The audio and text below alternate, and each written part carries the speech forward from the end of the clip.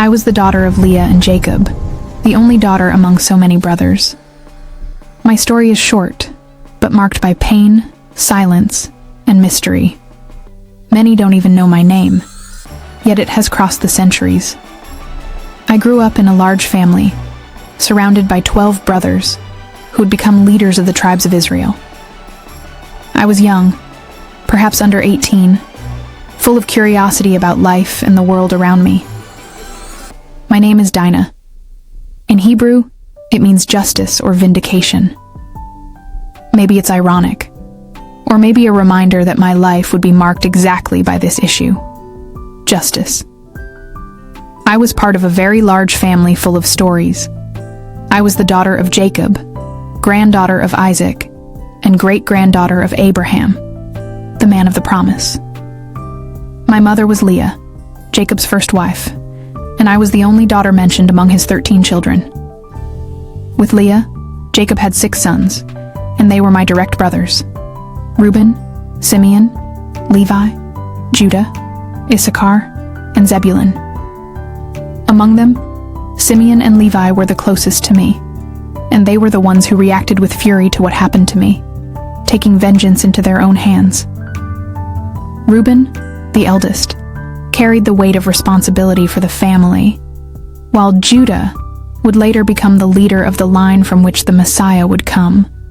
My other brothers were the sons of Rachel, Jacob's most beloved wife, like Joseph and Benjamin, and also the sons of the servants, Bilhah and Zilpah.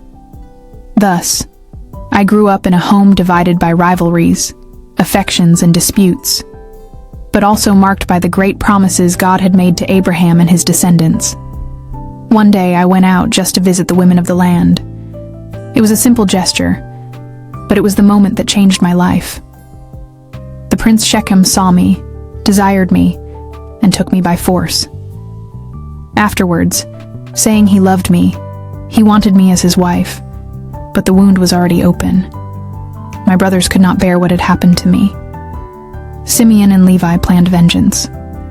They deceived the men of the city, and when they were weak, they killed them all, including Shechem and his father. My story was stained with pain and blood.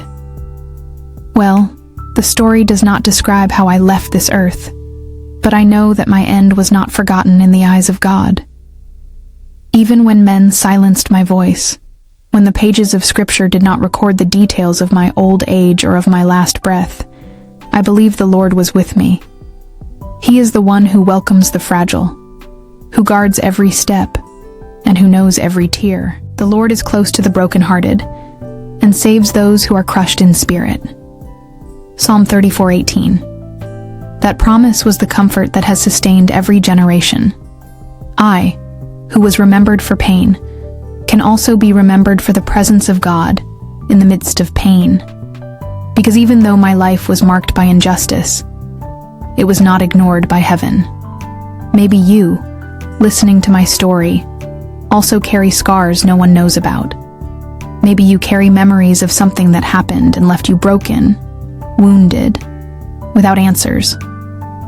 I understand you, and I want to tell you, God does not forget the wounded. He does not abandon those who have been silenced. Just as He was with me, He is near you now. My life was a mystery in many ways.